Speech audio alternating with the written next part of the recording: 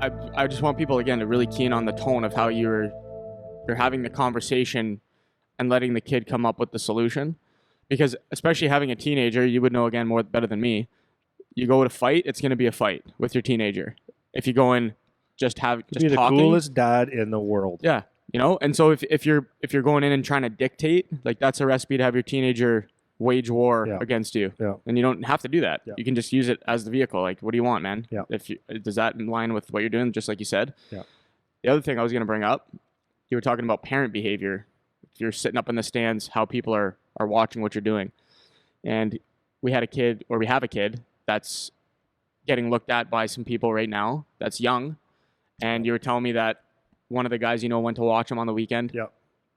And was looking at the dad and was saying, man, like, the dad doesn't really seem to be like a good example for the kid. Not in terms of his behavior, but just in terms of how his appearance, like how he looked, you know? And so even as parents, they watch, man. They watch. And yeah, that's a really good point, because I wouldn't have even thought of that story. But yeah, he called me to say, this is not negative, but questions. Yeah, and they're looking, and it's so. I mentioned this last week or 2 weeks ago or whatever. People think about scouts like they don't have a brain, like they think about scouts like they're not watching. Like when we went to Sarnia and you were talking to the one scout, and you walked back over to us after, and you're just like, man, they got the book on Charlie, that's for sure. Yeah, and a couple other kids. A couple other kids too, but they're two different scouts. And they're telling you things where you're like, holy shit, like you've been watching, eh? Yeah, like, yeah. And you only had 4 games at that point. That's right. 5 games. And they're seeing it. They're seeing the parents.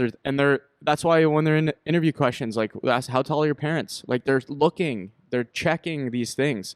So whether you're a player or your mom and dad, you have to be aware of how you're conducting yourself. If you're a crazy mom in the stands that's always yelling, if I can hear you yelling in the stands all the time, that's just a red flag. Like, I don't want to have to deal with you later. And there's 100%. Too many good players where I probably don't have to deal with you. I can probably just pick the next kid who doesn't have a crazy mom that I'd have to deal with.